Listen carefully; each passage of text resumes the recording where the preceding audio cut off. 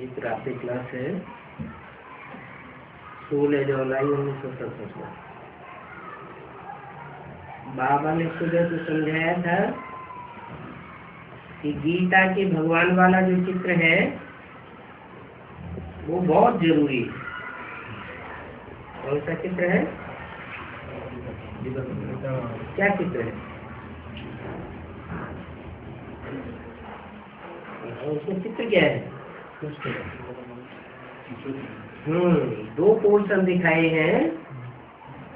एक तरफ दिखाया है शिव ज्योति बिंदु का चित्र, शिवलिंग। गीता का भगवान लिखा है निराकार शिव, और दूसरी तरफ कृष्ण का चित्र। गीता का भगवान कृष्ण दिखाया है, कृष्ण है साकार और शिवलिंग है निराकार। तो निराकार शिवलिंग ज्ञान कैसे सुनाएगा? गीता ज्ञान दाता है, तो गीता ज्ञान देने के लिए साकार तन चाहिए ना। तो वहां तो शिवलिंग दिखाया है, तो लिंग कैसे ज्ञान देगा?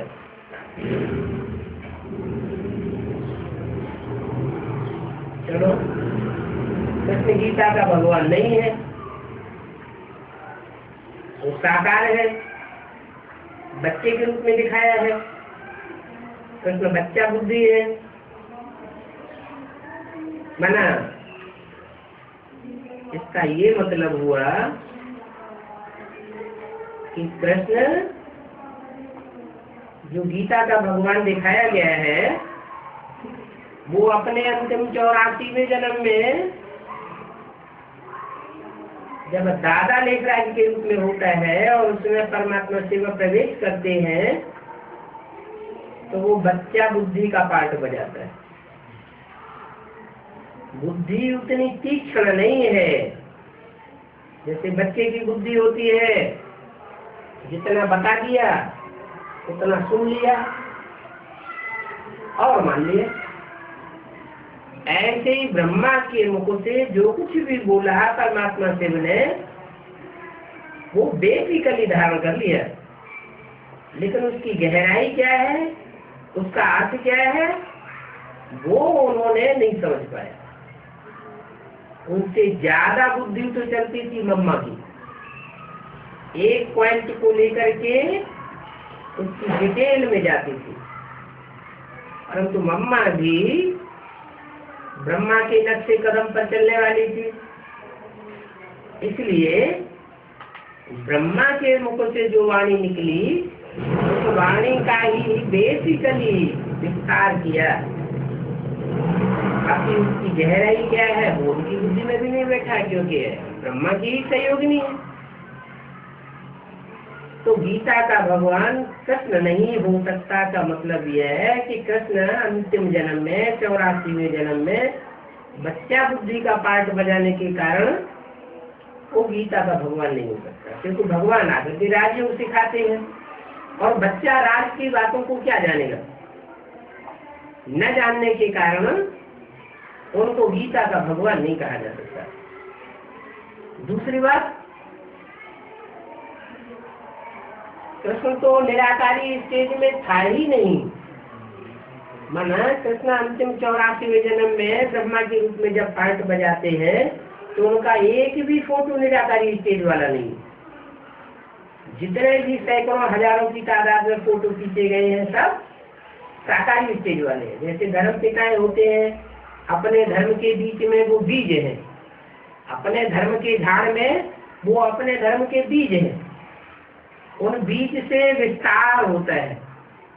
ऐसे ही कृष्ण की आत्मा तो सृष्टि का पहला पत्ता है, बीज नहीं है। उसको जन्म देने वाला बीज कहा जाएगा, क्योंकि सृष्टि का पहला पत्ता है कृष्ण, तो उसको जन्म देने वाला निराकार शिव है। वो निराकार शिव लिंग के रूप में दिखाया गया है। लिंग का मतलब ये नहीं है कि निराकार बिंदु ही है, नहीं। जो लिंग है वो ऐसी स्टेज की यादगार है जो शरीर होते हुए भी जैसे कानों से सुनते हुए नहीं सुनता, आंखों से देखते हुए नहीं देखता। सारी दुनिया में कलम की धर के रूप में ग्लानि होती है, लेकिन उस ग्लानि को कान होते हुए भी सुनता नहीं, सुना सुना अनसुना कर देता है। ये तो सच्चाई को जानता है, असलियत क्या है दुनिया नहीं जानती। आंखों से देखते हुए भी पापाचार, भ्रष्टाचार, अनाचार को जानते हैं कि अब दुनिया जो सामने खड़ी है वो खलास होने वाली है, आज है और कल नहीं रहेगी। ऐसे ही सब प्रकार की इंद्रियों से उनका आचरण होता है, इंद्रियां होते हुए भी जैसे कि न होने के बराबर, भोग भोगते हुए भी जैसे भोगा भोगा न भोगा। इसलिए निराकारी स्टेज दिखाई गई। निराकारी स्टेज का मतलब है लिंग, उसमें नाक आंख कान नहीं दिखाए गए हैं। कान होते हुए भी जैसे है ही नहीं, नाक होते हुए भी जैसे है ही नहीं, तो इसका मतलब ये हुआ कि वो लिंग है साकार रूप किया गया। जिस साकार रूप में परमात्मा से वे प्रवेश करते हैं वो साकार रूपधारी निराकार की याद से निराकारी स्टेज वाला बन जाता है। इसलिए वो गीता का भगवान है। जो निराकारी स्टेज वाला है वो बुद्धि तीक्ष्ण बुद्धि बनता है। जितना जितना निराकारी होगा उतना उतना आत्मिक स्थिति में गहरा होगा। आत्मिक स्थिति जब गहरी होती है तो वो बच्चा बाप समान स्टेज का पुरुषार्थ धारण कर सकता है।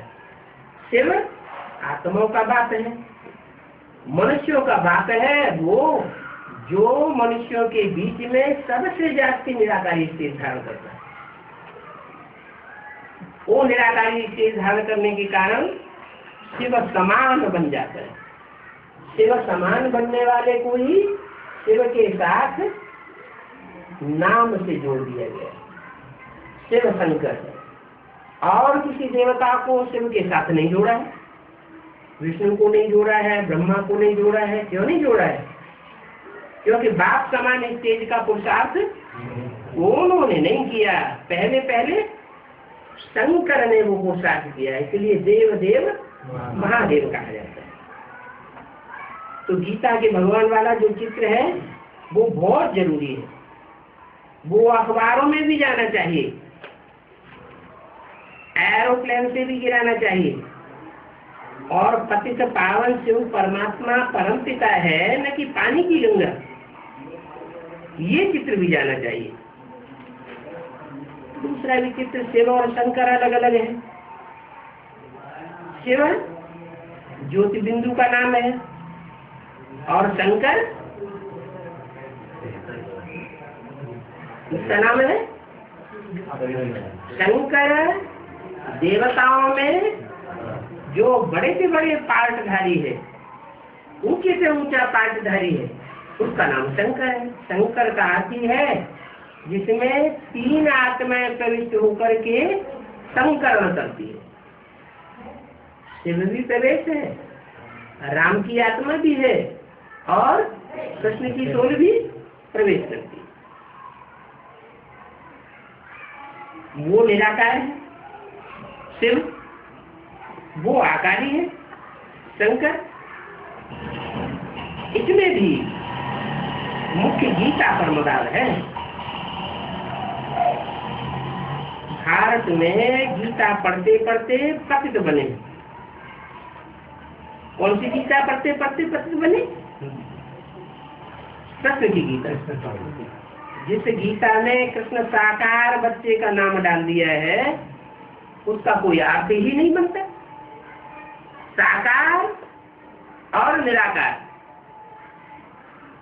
निराकार होता है बीज, बाप, बाप को कहते हैं बीज, वो होता है निराकार, और माता होती है साकार।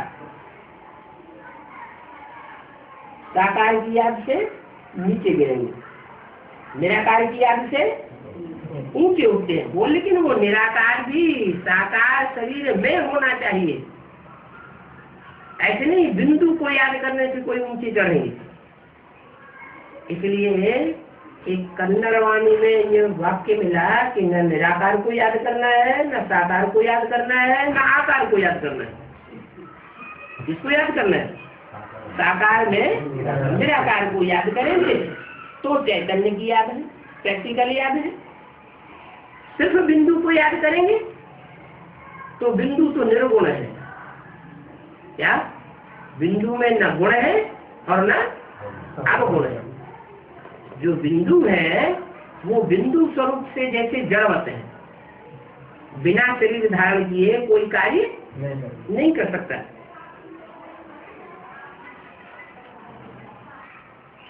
तो बाप आए करके पावन बनाते हैं। आते कैसे हैं? जरूर कोई साधारण तन में आते हैं और आकर के पतितों को पावन बनाते हैं। जिस तन में आते हैं वो भी पतित होता है। कहते हैं तमो प्रधान से सतु प्रधान बनने के लिए पतित पावन बाप को याद करने से पावन बन जाएंगे। तमो प्रधान से सतु प्रधान कैसे बन जाएंगे? याद में ऐसी क्या खासियत है जो तमो प्रधान से सतु प्रधान बन जाएंगे? जैसे को याद करेंगे वैसे ही बनेगी। एक ऐसा है जिसको कोई कभी भी संग का रंग नहीं लगता, और जितने भी मनुष्य मात्र हैं, आत्माएं हैं, मनुष्य आत्माएं, उन सबको संग का रंग लगता है। तो जिसको कोई संग का रंग नहीं लगता वो एवर प्योर की स्टेज की यादगार शिवलिंग मंदिरों में दिखाई गई।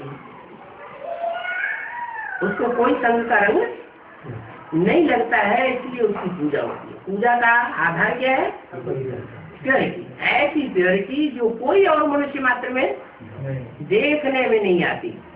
वो प्योरिटी है कि संग में रहते हुए भी, संग करते हुए भी पावन है, पतित नहीं बनता है। इसलिए शंकर को अमोघ वीर्य कहा जाता है। अमोघ वीर्य का मतलब और मनुष्य मात्र संग करने से संग के रंग में आते हैं और नीचे गिरते हैं। शक्ति क्षीण होती है, शक्ति क्षीण हुए बगैर रह नहीं पाते। और वो ऐसा है प्योरिटी का पार्ट बजाता है कि उसे सन्यासियों की तरह दूर रहने की जरूरत नहीं है।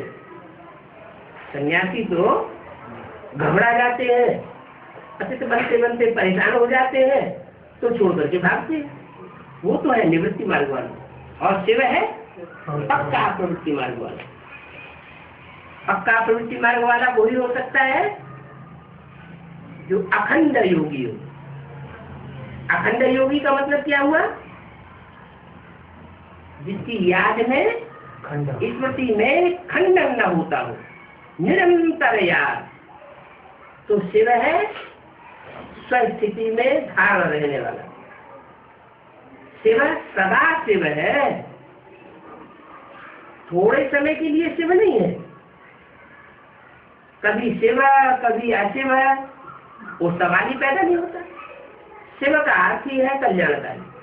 कल्याणकारी वही हो सकता है जो स्वस्थिति में स्थित है, जो परचिंतन में रहता है, पर को याद करता है, देह को, देह के संबंधियों को, देह के पदार्थों को याद करता है। वो स्वार्थी है, रथी। ऐसा रथी है रथ के लिए मरने वाला है। और शिव को तो अपना रथ होता ही नहीं। जिस तन में प्रवेश करता है उस तन का भी उसको कोई लगाव नहीं है। शिव अलग और शंकर अलग। ऐसा नहीं कि शिव साधारण तन में प्रवेश करता है तो उसके कोई संग का रंग या अटैचमेंट लग जाता है। शिव को जिस साधारण तन में प्रवेश करता है उसका अटैचमेंट नहीं लगता। निरंतर प्रवेश होने पर भी अटैचमेंट नहीं लगता। मुकर्रर रथ में प्रवेश करता है, मुकर्रर रूप से प्रवेश करता है, तो भी संग का रंग नहीं लगता। संग का न रंग लगने से वो कहा जाता है अकर्ता, अभोक्ता। और मनुष्य जितने भी हैं वो सब भोगी, उनकी इंद्रियां लिम्पायमान हो जाती है। इंद्रियां लिम्पायमान होती है तो मन भी लिम्पायमान हो जाता है। मनुष्यों को प्रैक्टिस करनी पड़ती है मन को अमन बनाने की, और शिव को अमन बनाने के लिए प्रैक्टिस नहीं करनी पड़ती है, वो तो है ही असोचता। क्या दुनिया में चाहे भूकंप आए, चाहे सारी दुनिया की बिल्डिंगें गिर जाए, उसके मन में कोई चंचलता आने वाली नहीं। और मनुष्य तो घबरा जाते। तो नंबरवार मनुष्य जो है अपने पुरुषार्थ के आधार पर मन को अमन बनाते हैं। उन अमन बनाने वालों में अव्वल नंबर कौन जाएगा? क्यों वो क्यों जाएगा? दूसरी आत्मा क्यों नहीं जा सकती? क्यों रहता है सदैव जोड़ू? नहीं, क्योंकि शिव उसमें प्रवेश करता है। शिव ने उसे चुना है। क्यों चुना है? उसे ही क्यों चुना? दूसरों को क्यों नहीं चुना? पार्शलिटी क्यों की? शिव तो पक्षपाती है। नहीं, मनुष्य को जीवन कर रहा है। शिव जिसमें प्रवेश करता है वो रचना नहीं है। शिव जिसमें प्रवेश करता है वो रचयिता है। शिव को न रचना कहेंगे न रचयिता कहेंगे। शिव जब प्रवेश करता है तब रचयिता है, और वो रचयिता है सारी मनुष्य शक्ति का। मनुष्यों में प्रवेश करता है तो मनुष्यों को पहले पावन बनाता है कि जानवर पहले पावन बनेंगे। और मनुष्यों के बीच में भी जिसमें मुकर्रर रूप से प्रवेश करता है उसको जाति संग का रंग लगेगा या दूसरों को संग का रंग लगेगा? अच्छा, कोई कहे हमारे प्रवेश किया होता तो हमको भी ज्यादा संग का रंग लगता। नहीं, ऐसी बात नहीं है। बात यह है कि वो जिसमें प्रवेश करता है वो तो जानता है कि मुझे किसमें प्रवेश करना चाहिए। कौन इतना पावरफुल है कि एक बार मैं जिसे अपना लूं तो उसे कभी संशय ना आए। एक ही ऐसा है जिसको कभी संशय नहीं आता, और बाकी सबको जन्म मरण के चक्र में संशय और निश्चय के चक्र में आना पड़ता है। वो एक जन्म मरण के चक्र में क्यों नहीं आता? साकार शरीरधारियों के बीच में एक ही मनुष्य आत्मा ऐसी क्यों नहीं हुई है जो जन्म मरण के चक्र में नहीं आती? इसलिए नहीं आती कि 63 जन्म जब माया का राज्य होता है उस समय भी वो आत्मा मायावियों से जन्म जन्मांतर टक्कर लेती रहती। क्या जो भी विधर्मी है उन विधर्मियों से अंत तक टक्कर लेती रहती। टक्कर लेने के कारण कमजोरी आएगी या पावरफुल बनेगी? ज्यादा लड़ाई करेगा तो कमजोरी आएगी कि नहीं? कितना भी पावरफुल हो, टकराते टकराते टकराते आखिर कमजोर हो जाता है। तो अंतिम जन्म में जब कमजोरी आती है और वो आत्मा अंत में असहाय होकर के परमात्मा शिव को याद करती है, पुकारती है, तो परमात्मा को आना पड़ता है। तो हिम्मते बच्चे मदद बाप बन जाता है।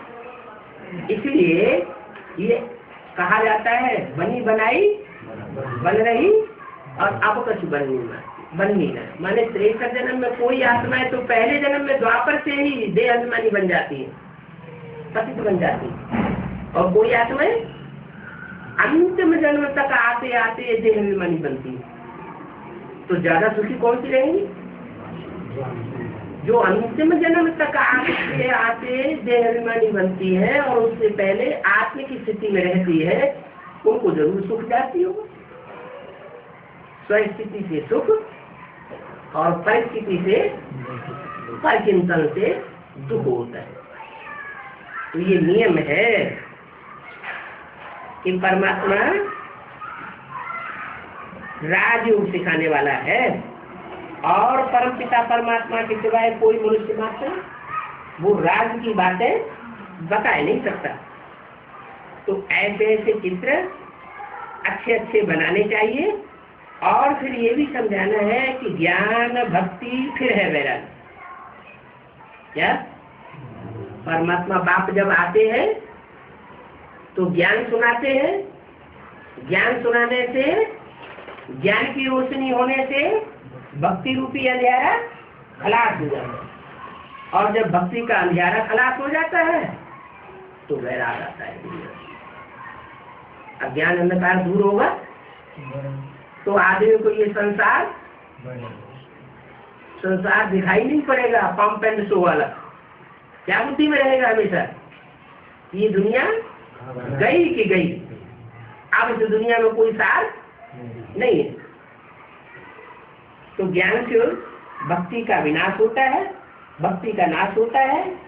कोई आदमी ज्यादा भक्ति करता है तो क्या साबित होता है, तो बहुत अज्ञानी है। उसकी भक्ति पूरी होने दो, जब अति आएगी तो अति का अंत हो जाएगा। भक्ति से कभी किसी को रोकना नहीं चाहिए। भक्ति से रोके और ज्ञान भी पूरा लिया नहीं है इसलिए वो भक्ति कर रहा है।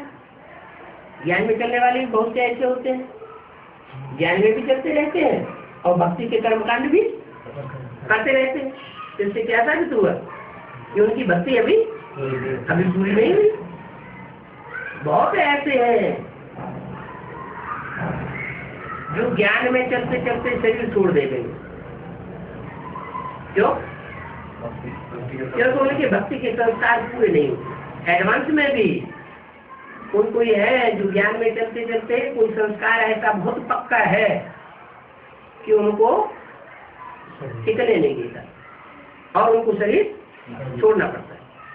हाँ, ये जरूर है कि एडवांस में आने के बाद जो शरीर छोड़ते हैं तो उनकी बुद्धि में तो बैठा हुआ है क्या कि हमको कंचन काया बनानी है। हम परमात्मा बाप के सन्मुख बैठ करके सुनने वाले बच्चे हैं। तो जो सन्मुख सुनने वाले हैं इस जन्म में अगर उनकी भक्ति पूरी नहीं हुई और खुदा न खास्ता शरीर छोड़ना पड़ा तो अगला जन्म लेकर के फिर शरीर धारण करेंगे और शरीर धारण करके उस शरीर से कंचन काया बना देंगे। तो वहां उनकी भक्ति पूरी होगी और भक्ति पूरी होने के बाद फिर इस सृष्टि से वैराग, भक्ति के कर्म कांडों से वैराग आ जाएगा। परमात्मा बाप तो ज्ञान का सागर है, उनकी सारी महिमा दिखाते हैं। जो ज्ञान का सागर है वो ही कल्याणकारी है। भक्ति में ज्ञान नहीं है। क्या भक्ति में क्या है? अज्ञान, अंधश्रद्धा, अंधविश्वास, बिना कोई बात को जाने पीछे आगा पीछा समझे हुए भक्ति करते रहते। बाप जो ज्ञान का सागर है वो कहते हैं कि मुझे याद करो। क्या भक्ति रावण से आती है? अगर भक्ति करते हैं तो भक्ति का जो रचयिता है वो जरूर बुद्धि में आ जाएगा। मुझे याद करेंगे तो मैं ज्ञान क्रिएट करने वाला हूँ। तो तुम ज्ञानी बनेंगे या मुक्त बनेंगे? ज्ञानी बनेंगे। ज्ञानी कब बनेंगे? जब मुझे एक को याद करेंगे तो ज्ञानी बनेंगे। अगर कोई और को बीच बीच में याद करते रहे या और किसी मनुष्य मात्र से प्रभावित होते रहे तो क्या हो जाएंगे?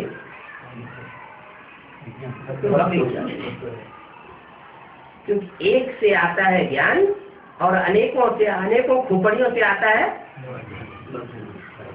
भक्ति का आडंबर। आप जो ज्ञान का सागर है तो कहते हैं मुझे याद करो तो तुम्हारे पाप नाश होंगे। पापियों को याद करेंगे तो पाप नाश कैसे होंगे? इस सारी मनुष्य शक्ति में कोई एक मनुष्य मात्र ऐसा है जो पाप न करता हो, है? कोई है ऐसा? नहीं। पाप की दुनिया में सब पतित और पापी। तो पतितों को पापियों को याद करेंगे तो पाप बढ़ेंगे या घटेंगे? पाप बढ़ेंगे। मैं जिस मनुष्य तन में आता हूँ वो पतित है या पावन है? पतित है। पापी है या पुण्यात्मा है? पापी है। तो उसे याद नहीं करना। याद कैसे करना? इसलिए पहले ही बता दिया, शिव अलग है, शंकर अलग है। ऐसे नहीं कि जैसे पहले ब्रह्मा के तन में आते थे तो कहते थे बच्चे किसकी आप गोद में आए हो? कोई बच्चा कहता था ब्रह्मा बाबा की गोद में आए। ब्रह्मा बाबा हम आपकी गोद में आए। तो बाबा कहते थे फेल हो गया, इसको याद करने से कोई फायदा नहीं है। तुम शिव बाबा को याद करो। इसे तन को भी कंट्रोल करने वाला कौन है? शिव है, शिव ज्योति बिंदु। तो ऐसे ही मुकर्रर रस में भी जब प्रवेश करते हैं तो कंट्रोलर कौन है? शिव कंट्रोलर है। अगर ये समझा कि ये जो कुछ बोलते हैं वो शरीरधारी बोलता है तो उस देहधारी से लगाव लग जाता है, क्या डिग्रेड हो जाएंगे। अगर ये बुद्धि में है, ये डायरेक्शन किसने दिया? शिव बाबा ने दिया। हम शंकर से पढ़ाई नहीं पढ़ते हैं, हम कोई ब्रह्मा से पढ़ाई नहीं पढ़ते हैं। हम किससे पढ़ाई पढ़ते हैं? हम शिव बाबा से पढ़ाई पढ़ते हैं। क्यों? क्योंकि जिसमें प्रवेश करते हैं वो आत्माएं तो स्वतः ही श्रेष्ठ जन्म में नीचे गिरती चली आई है। वो अगर ऊंचा उठने की ताकत होती तो पहले ही ऊंचे उठ जाती। खुद भी नहीं ऊंचे उठते और संगी साथियों को और दुनिया को भी ऊंचा उठाती, लेकिन वो भी नीचे गिरती है। इससे साबित होता है कि वो गिरने वालों को याद नहीं करते। हाँ, साकार तन में शिव है, उस साकार तन में निराकार शिव को याद करना। बोलने वाला शिव है, क्लैरिफिकेशन देने वाला टीचर शिव है, और हमको ज्ञान का जन्म देने वाला बाप शिव है, और मुक्ति जीवन मुक्ति का वर्षा देने वाला वही ज्योति बिंदु शिव है। लेकिन वो शिव अकेला ज्योति बिंदु नहीं है, वो शरीर में प्रवेश है।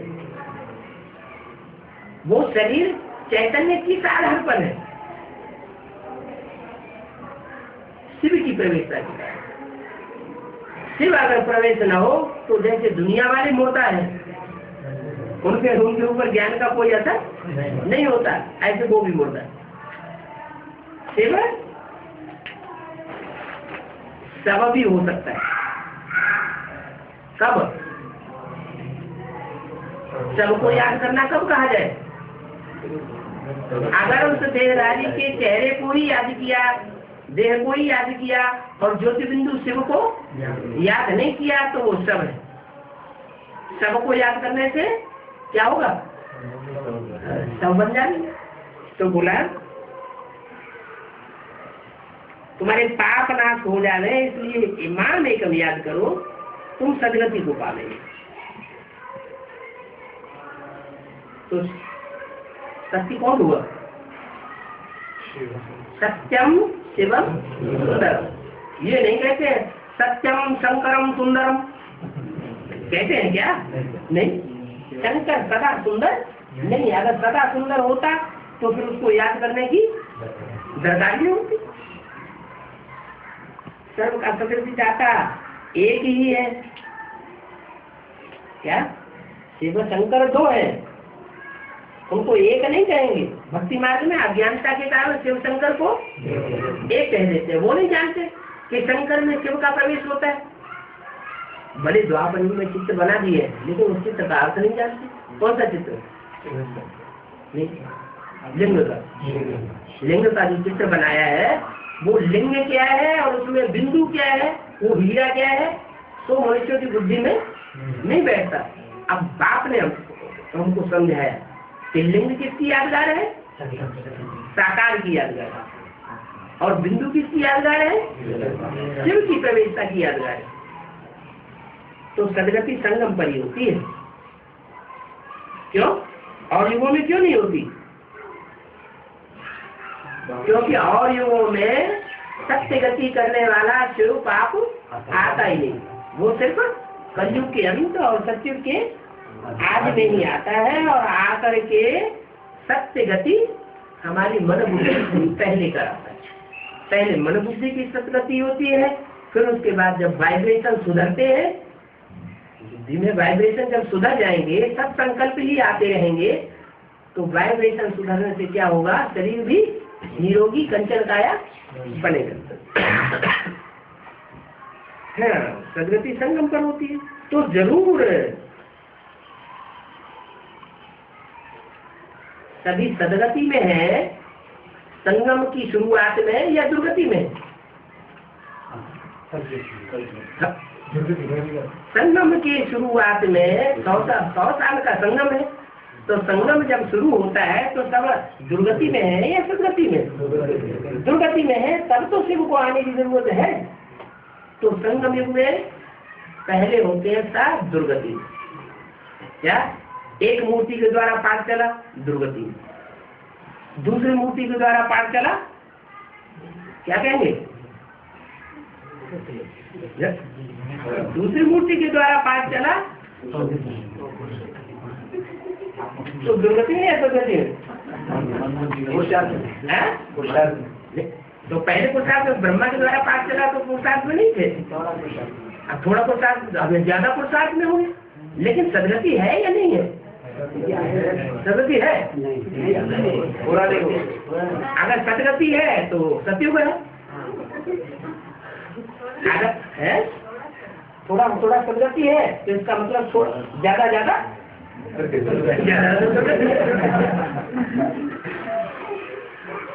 माना 3 मूर्तियों का पाठ जब तक पूरा न बजे तब तक सदगति नहीं हो सकती। त्रिमूर्ति शिव कहा जाता है ना, कि एक मूर्ति शिव कहा जाता है, त्रिमूर्ति शिव कहा जाता है। तो तीनों मूर्तियों का पाठ जब चले, संपन्न हो, तब कहेंगे सदगति।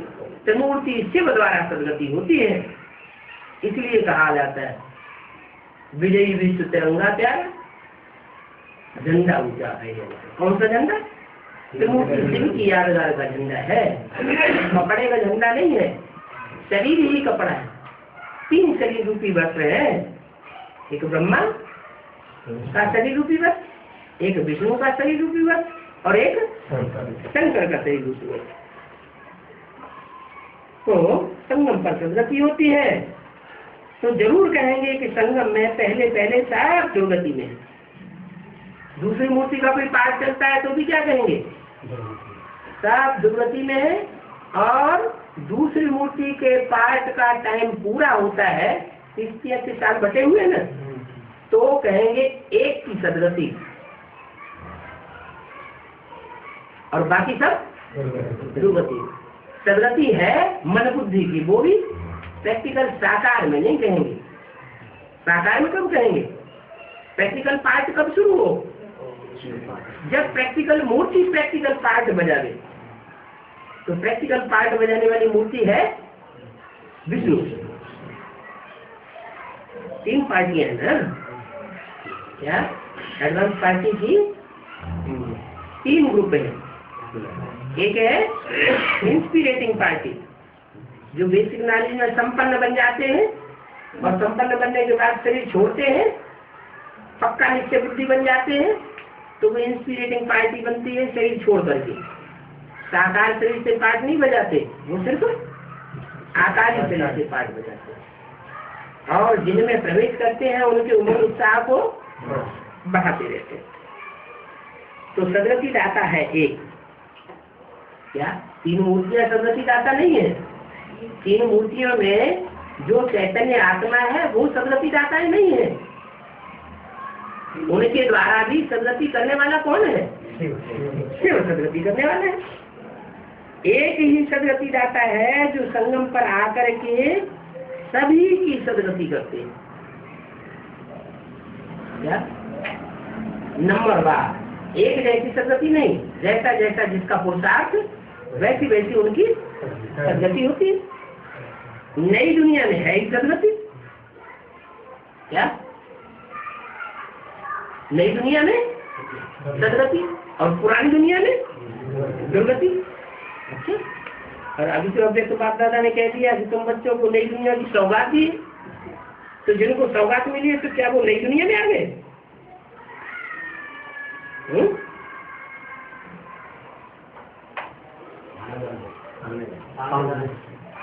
दुनिया में नहीं आ गए, उनके लिए बोला है आना जाना करते हो ना।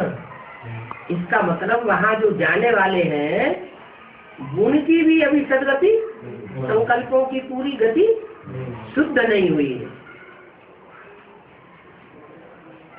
जिस नई दुनिया में जाते हैं वो नई दुनिया भी संपन्न नहीं है। क्या? क्योंकि अभी भी कंप्लीट विष्णु का पाठ शुरू नहीं हुआ। विष्णु में तो 4 भुजाएं होती हैं, सिर्फ 2 भुजाएं होती हैं। और सूर्यवंशी में जब फाउंडेशन पड़ता है तो सिर्फ 2 ही भुजाएं हैं। क्या? एक है तेज को धारण करने वाली नगरी काशी, और उसमें वास करने वाला शिव शंकर भोलेनाथ। लेकिन वो फाउंडेशन पड़ रहा है। क्या? कोई मकान बनता है तो मकान पहले ऊपर से दिखाई पड़ता है या नीचे पहले फाउंडेशन अंदर अंदर डाला जाता है? पहले अंदर अंदर फाउंडेशन डाला जाता है, वो दिखाई तो नहीं पड़ता है। जो फाउंडेशन डालने वाले हैं उनको दिखाई पड़ेगा, दूसरों को तो किसी को दिखाई नहीं पड़ेगा। तो एक ही सदगति का धर्म है, ये अच्छी रीति बुद्धि में धारण करना है। क्या? जिस नई दुनिया में सदगति है उस सदगति की दुनिया में एक ही धर्म है, दूसरा कोई धर्म, दूसरी कोई धारणाएं फैलाने वाला नहीं है। अखबारें तो बहुत निकलती हैं, समझाने वाला भी बड़ा अच्छा होना चाहिए। क्या? अखबारों की सर्विस करना है तो अखबारों के द्वारा जो समझाने वाला है वो भी बहुत शुद्ध बुद्धि अच्छा होना चाहिए। इससे बहुतों का कल्याण होना है। इनसे अखबारों से, अखबारों से ही बहुतों का कल्याण भी हुआ, अखबारों से ही बहुतों का कल्याण भी होता है। चाहे बेसिक नॉलेज हो, वहां भी बहुतों का कल्याण कम हुआ जब अखबार वालों ने धुआंधार ग्लानि करना शुरू कर दिया। और एडवांस नॉलेज में भी बहुतों का कल्याण हुआ। कब? जब अखबार वालों ने एक की ग्लानि बिना समझे एक की ग्लानि करना शुरू कर दिया। और वही अखबार वाले जो ग्लानि के निमित्त बनते हैं वही अंत में फिर गायन करने के भी निमित्त बनते हैं। तो इन अखबारों से बहुतों का कल्याण होना है, भविष्य में हुआ नहीं है। जो कल्याण के निमित्त बनते हैं वो कभी अकल्याण के भी निमित्त बने होंगे। ऐसे ऐसे विचार सागर मंथन कर और फिर लिखना चाहिए, लिखेंगे फिर उनको करेक्ट करेंगे। सेमिनार भी कर रहे हैं सर्विस को बढ़ाने के लिए, बाप पे भी बहुत राय देते रहेंगे। ऐसे ऐसे युक्ति से कदम उठाएं कि गीता का भगवान शिव है न कि कृष्ण। गीता माता है तो गीता पति भगवान पिता भी तो है, पति भी तो है गीता का। पति और माता, माता और पिता, पति और पत्नी संबंध हो गया ना। तो साकार में संबंध होगा या निराकार में होगा? साकार में होगा। सर्वशास्त्र शिरोमणि कही जाती है गीता। सब शास्त्रों में सबसे ऊपर। शास्त्र माने ही क्या? शास्त्र शब्द से बनता है शास्त्र, शास्त्र माने शासन करना। एक होता है अच्छा शासन और एक होता है बुरा शासन। तो सर्वशास्त्र शिरोमणि गीता कैसे बन सकती है?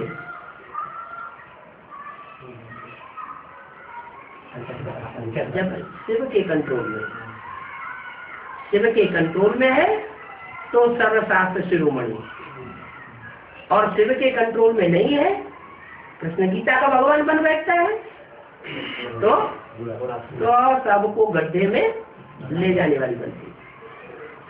कृष्ण की गीता से दुर्गति और शिव की गीता से सदगति।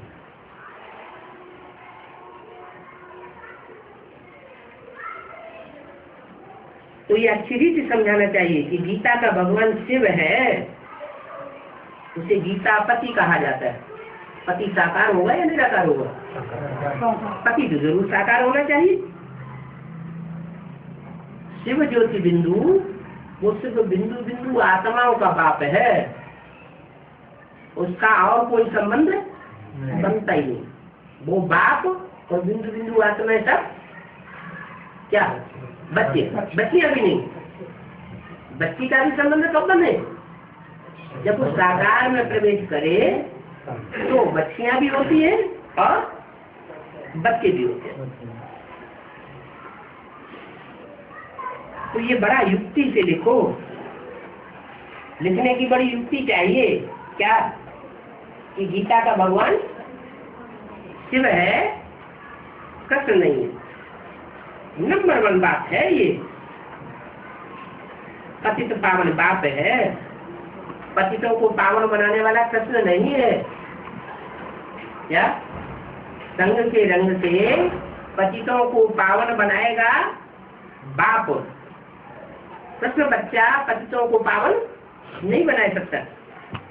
सर्व का सदस्य जाता एक ही है, गीता का भगवान कृष्ण हो ही नहीं सकता।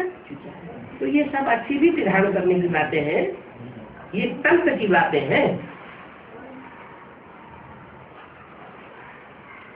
इन तंत्र की बातों को वो ही धारण कर सकेंगे जो तंत्र में टिके हुए होंगे। एक होता है तंत्र सार और एक होता है विस्तार। विस्तार में ताकत होती है या सार में ताकत होती है? सार में ताकत होती है। तो जो जितना बीज रूप स्टेज में आत्म की स्थिति में टिकेंगे वो जैसे कि सार में टिकने वाले हैं। तो ये सब बातें अच्छी धारण करना है। ये तंत्र है, फिर तुमको भाषण आदि करना है, तुमको बुलावेंगे। जब तुम तंत्र में टिक जाएंगे, माने आत्म की स्थिति में टिक जाएंगे, फिर तुमको सब बुलाते रहेंगे। ऐसे ऐसे मौके आते हैं, परंतु तैयार न होने के कारण अगड़म बगड़म बोल देते हैं। जो बोलना चाहिए तो नहीं बोलते, कुछ उल्टा पुल्टा बोल निकल जाता है, युक्ति सर्विस नहीं हो पाती है। तो ये पॉइंट बहुत अच्छी, बहुत मुख्य पॉइंट्स हैं। नंबर 1 है गीता की बात। बाप कहते हैं साधुओं का भी उद्धार मैं करता हूँ। क्या? पहले साधु संत महात्माओं ने सबको डुबोया, जो सबको डुबोने वाले हैं उनका भी उद्धार मैं करता हूँ। साधु संत महात्माओं की कितनी महिमा करती है दुनिया। और बाप क्या कहते हैं? ये सबको डुबोने वाले। तो दुनिया में कोई इस बात को मानेगा फिर? लेकिन बाप बताते हैं कि साधु संत महात्माओं की वाणी सुनते सुनते, भाषण सुनते सुनते, प्रवचन सुनते सुनते दुनिया नीचे गिरी या ऊंची उठी? नीचे गिरी। ये तो बिल्कुल प्रत्यक्ष बात है। तो साबित हो जाता है कि एक से दुनिया सुधरती है और अनेकों गुरुओं से दुनिया बिगड़ती। तो बाबा पॉइंट्स बहुत सुनाते रहते हैं। बाबा को पॉइंट्स भेजो तो बाबा करेक्ट करेंगे। बच्चों की पॉइंट्स नोट होगी तो याद करते रहेंगे। ज्ञान आधा कल्प और भक्ति आधा कल्प। आधा कल्प ज्ञान चलता भी है। आधा कल्प ज्ञान का तंत्र चलता है। तंत्र माने सार। जो भी सृष्टि होगी आधा कल्प सत्युग त्रेता में, उसकी क्या खासियत होगी? ज्ञान का कौन सा तंत्र होगा? सर्व आत्मिक स्थिति में होगी। यह है तंत्र। किसी को देवान होगा ही नहीं, तो जैसे तंत्र में समाएंगे। और द्वापर युग से आत्मिक स्थिति भूलने लगती है, देवान आने लगता है। तो तंत्र जो है, सार जो है, वो विस्तार में चला जाता है।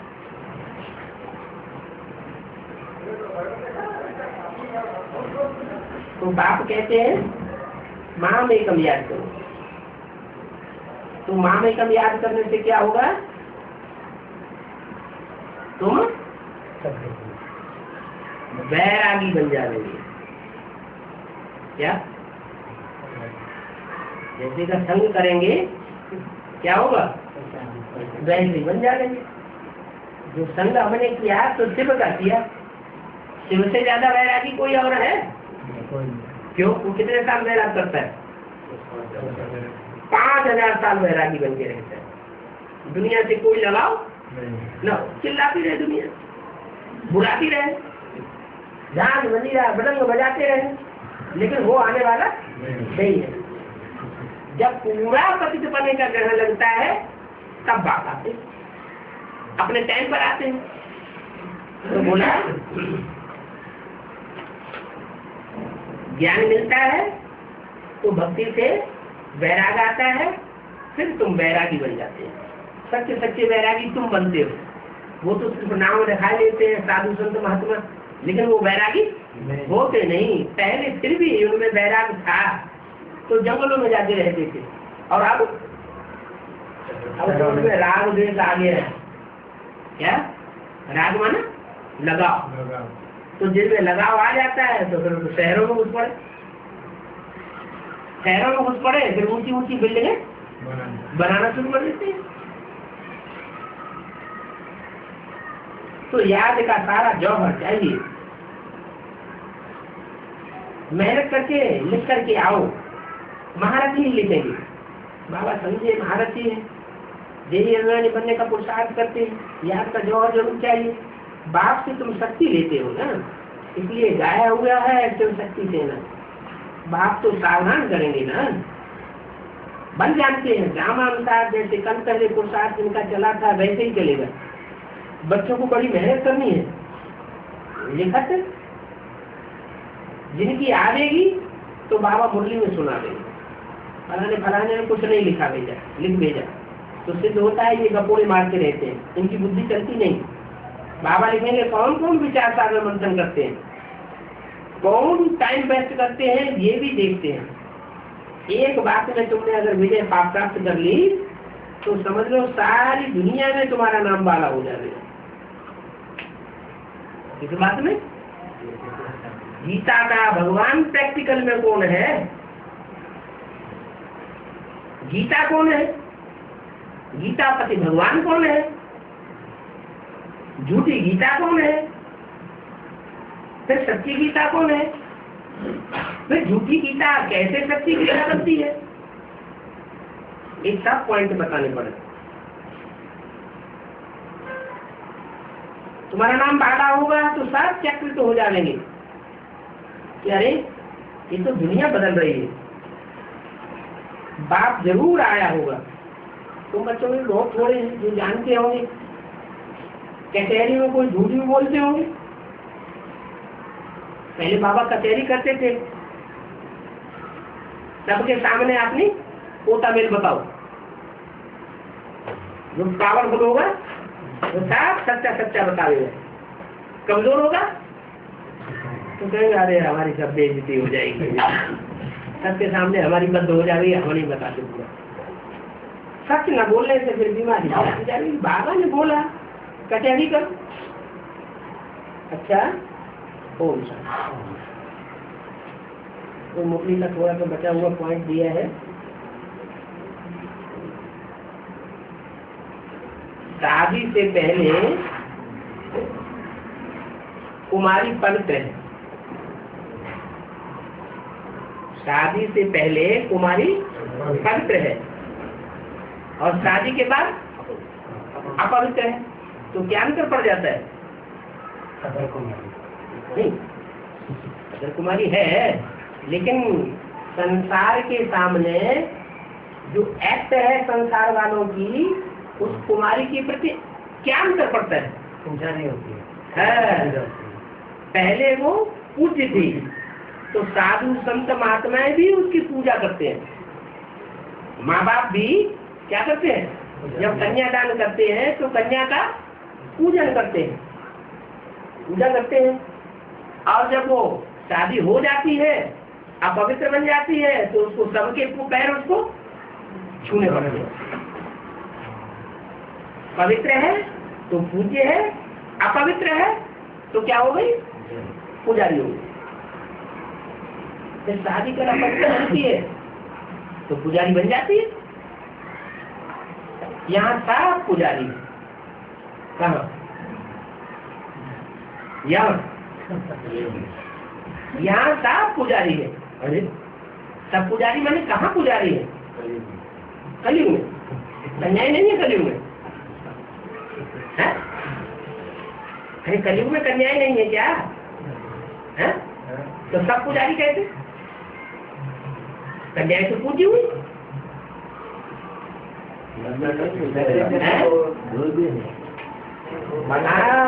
मन बुद्धि में विकृति आती, जन्म जन्मांतर विकारी बनाया है, तो अंतिम जन्म में जब भगवान आते हैं तो सबकी वानप्रस्थ अवस्था होती है। जब सबकी वानप्रस्थ अवस्था है तो कन्याओं की भी ऐसी अवस्था है, वानप्रस्थ अवस्था। मन के अंदर विकार जरूर आते हैं। और फिर आज की दुनिया में तो कन्याओं के सब दुश्मन में पड़ते हैं। मुरली में क्या बोला? बाप बच्ची को नहीं छोड़ता, भाई बहन को नहीं छोड़ता, मामा भांजी को नहीं छोड़ता, चाचा भतीजी को नहीं छोड़ता। कन्याओं के तो सारी दुश्मन बाहर निकलती है तो मोहल्ले वाले दुश्मन पड़ते हैं। इसलिए भारतवर्ष में कन्याओं की कितनी संभाल की जाती है, और देशों में तो संभाल नहीं की जाती। तो भारत में कन्याओं की पूजा होती है, विदेशों में कन्याओं की पूजा नहीं होती। फिर बाबा बताते हैं अभी तो सब पुजारी है, कोई भी पूज्य पवित्र संकल्पों वाला नहीं है। सच में सब पूज्य होते हैं। हाँ, कुमारियां भी पूज्य, कुमार भी पूज्य, अगर कुमार है तो भी पूज्य, अगर कुमारी है तो भी पूज्य। क्यों? हाँ, क्योंकि वहाँ देहभान नहीं होता है, आत्म की स्थिति होती है, देह को याद करते ही नहीं। जब देह को याद नहीं करेंगे तो देह की इंद्रियां भी याद नहीं आती, उनकी दृष्टि कहाँ जाती है? दो नैनों के बीच में जो सितारा चमक रहा है, उस सितारे में ही उनकी बुद्धि जाती है। क्यों जाती है? क्योंकि जब संगम युग हुआ था तो परमात्मा बाप ने जो प्रैक्टिस सिखाई थी, वो प्रैक्टिस उनकी पक्की हो जाती है। इतनी पक्की हो जाती है कि अंतमते सोगति हो जाती है 21 जन्मों के लिए। तो सत्यों में साफ पूज्य होते हैं, बच्चों को साफ समझानी मिलती रहती है। कुछ भी तूफान आए तो बाप की याद में महिमा करने बैठ जाओ। क्या माया के तूफान आते हैं, तो माया के तूफानों से बचने के लिए क्या करो? बाप की याद में बैठ करके बाप की महिमा करना शुरू कर दो। बैठने से बड़ी खुशी होती है, प्रैक्टिस है ना। सुबह सुबह को बहुत अच्छा है। क्या याद में बैठना?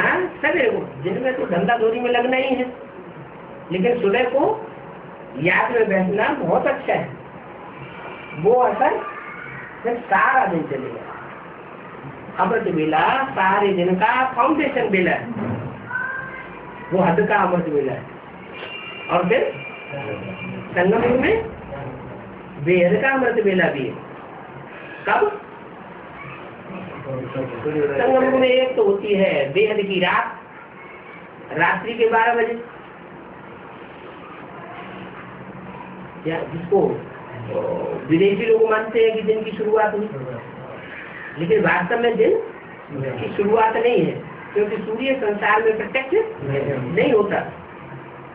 प्रत्यक्ष होना शुरू होता है लेकिन प्रत्यक्ष नहीं होता। और सुबह 5-6 बजे 5-पौने-5 बजे प्रत्यक्ष होता है। तो जिस समय सूर्य प्रत्यक्ष होता है वो है अमृत वेले। तो जितना जितना अमृत वेले के समय, चाहे हद का हो चाहे बेहद का हो, जितना जो जास्ती याद करेंगे, जास्ती सेवा करेंगे, वो जास्ती प्राप्ति करेंगे। अंतमते तो बते हो जाएंगे। लेकिन होता क्या है, सवेरे को बड़ी अच्छी नींद आती।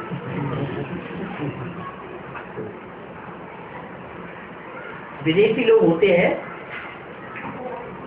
वो अमृत वेले कै बजे तक सोते हैं? 7-8 बजे तक सोते हैं। विदेशियों का प्रभाव भारतवर्ष पर इतना पड़ता है कि यहाँ भी सरकार नियम बना देती है। क्या नियम बनाती है? ट्रेन में जाए, स्लीपर में रिजर्वेशन हो तो कितने बजे तक आराम से सो सकते हैं? 7 बजे तक बड़े आराम से सो सकते हैं, कोई डिस्टर्बेंस नहीं करेगा। लेते रहो। तो देखो, जहाँ की गवर्नमेंट ही इतनी प्रभावित हो गई है विदेशियों से, तो यथा राजा तथा प्रजा। अब राजा तो सब भ्रष्टाचारी हो गए, तो सारी प्रजा भी भ्रष्टाचारी हो गई। सारी प्रजा भ्रष्टाचारी, राजा भी भ्रष्टाचारी, तो उनके बीच में जो 5 पांडव है मुट्ठी भर, वो कहाँ तक पुरुषार्थ करेंगे? काजल की कोठरी में कहीं तो शयन हो जाए, एक भी काजल की लगी है पे लगे तो ताला जरूर बनेगा। अभी पुरुषार्थियों का क्या हाल है? चाहे हद का अमृत वेला हो चाहे बेहद का अमृत वेला हो, माया अच्छी तरह से सबके ऊपर सवार है। क्यों? परिवर्तन कब होगा? है? नहीं है। जब परिवर्तन शक्ति प्रत्यक्ष होगी तो परिवर्तन भी होगा। परिवर्तन शक्ति कुमारी होगी या अधर कुमारी होगी? ब्राह्मण जीवन में ज्ञान में चलने के बाद अगर कोई कुमारी अपवित्र बनती है, भले शादी नहीं की है, खुदा न खास्ता अपवित्र बन जाती है, तो अधर कुमारी है या कुमारी है? तो अधर कुमारी होगी। वो शिव की शक्ति परिवर्तन करने वाली नहीं बन पाएगी। उतनी जितनी पवित्रता को धारण किया होगा उतनी परिवर्तन की शक्ति बनेगी। तो कुमारियां जो है उनके ऊपर ये विशेष जिम्मेवारी है। क्या? शिव की शक्ति ऐसी बने जो सारी शक्ति का परिवर्तन कर सके। कौन सी कुमारियां करेंगी? जो ज्ञान में आने के बाद पवित्र संकल्प, पवित्र दृष्टि, पवित्र तन, पवित्र वाचा, पवित्र कर्म, ऐसा धारणा करने वाली कुमारियां अंतिम में संसार के सामने प्रत्यक्ष हो जाती। तो कुमारी कन्या का भी गायन है और अधर कुमारी का भी गायन। लेकिन ज्यादा गायन फिर किसका है? कुमारी कन्या का ज्यादा गायन है। इसलिए बोला कि सवेरे सवेरे याद में प्रैक्टिस बहुत करनी है। सवेरे सवेरे याद में प्रैक्टिस क्यों करनी है? क्योंकि जब अमृत वेला होता है बेहद का, तो वैष्णवी शक्ति प्रत्यक्ष होती है। क्या प्रत्यक्ष होती है? उससे पहले कौन प्रत्यक्ष होता है? सूर्य उदय होने से पहले लालिमा प्रत्यक्ष होती है। क्या? पहले लालिमा प्रत्यक्ष होती है। लाल लाल लाल लाल पहले लाली निकलती है, उसके बाद फिर सूर्य निकलता है। माना सूर्य अंधकार से डायरेक्ट नहीं टकराता, कौन टकराती है? लालिमा टकराती है। हाँ, तो लालिमा कौन है? माया। तो माया अंधकार से टक्कर लेती है। जो अंधकार से टक्कर लेने वाली है वो है लालिमा। क्या? हाँ, वो लालिमा आगे आगे आती है। क्या? भारत माता शिव शक्ति अवतार अंत का यही नारा है। शक्तियां प्रत्यक्ष करेंगी तब शक्तिवान संसार में प्रत्यक्ष होगा। तो सुबह का टाइम बहुत अच्छा है, ये असर दिन को भी रहेगा। हमको बाप पढ़ाते हैं, हम पढ़ करके नरसिंह नारायण बनते हैं, तो बच्चियां बड़ा इम्तिहान पास करती हैं, तो उनको बहुत खुशी होती है ना। तो उनको तो बहुत खुशी होनी चाहिए। तो बच्चियां सामने बैठी है बाबा के, तो बच्चियों की महिमा करना शुरू की, तो उनको बताया तुमको तो बहुत खुशी होनी चाहिए। क्यों? कुमारों की इतनी खुशी क्यों नहीं होनी चाहिए? है? हाँ, कुमार जो है वो परिवर्तन नहीं करेंगे संसार का, सड़क का द्वार कुमार भी नहीं खोल सकेंगे। कुमारों में सबसे बड़ा कुमार कौन है? पहला कुमार कौन? हाँ, जो कुमार है सनत कुमार। क्या है? जो कुमार है उन कुमारों में 4 कुमार बड़े दिखाए जाते हैं, ब्रह्मा के पहले पहले पुत्र। लेकिन उन चारों में भी उम्र में तो सबसे छोटा था, लेकिन ज्ञान में सबसे बड़ा था, इसलिए वो बड़ा ठहरा। तो योगीश्वर जो शरद कुमार कहा जाता है वो भी स्वर्ग का दरवाजा खोलने के काबिल नहीं बनता, लेकिन कुमारियां स्वर्ग का गेट खोलने के निमित्त बनती है। माताएं तो निमित्त बनती हैं स्वर्ग का गेट खोलने के लिए। वो भी माता बनेगी तो शक्ति नहीं हुई। शिव बाप है और शिव की शक्तियाँ, शिव शक्तियाँ वो माता नहीं है, माना उनको माता के रूप में नहीं देखा जाएगा। देखा जाएगा ना, शक्तियाँ तभी बनेगी जब माता बनेगी। कन्याओं को क्या बना देता हूँ? माता बना देता हूँ, और माताओं को कन्या बना देता हूँ।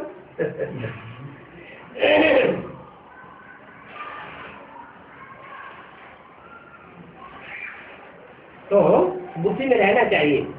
हम बड़ा इंसान पास करती हैं तो खुश होती है ना, तुमको तो बहुत खुशी होनी चाहिए। हमको भगवान पढ़ाते हैं, शास्त्रों में भी राजयोग सिखाया था। कलप कलप हम सीखते हैं, कोई नई बात नहीं है। तो ये खेल सारा बना हुआ है। कलयुग के बाद सतयुग होगा। जब संपूर्ण कलयुग होगा तो संपूर्ण सतयुग होगा। ये चक्र फिरता रहता है। अच्छा,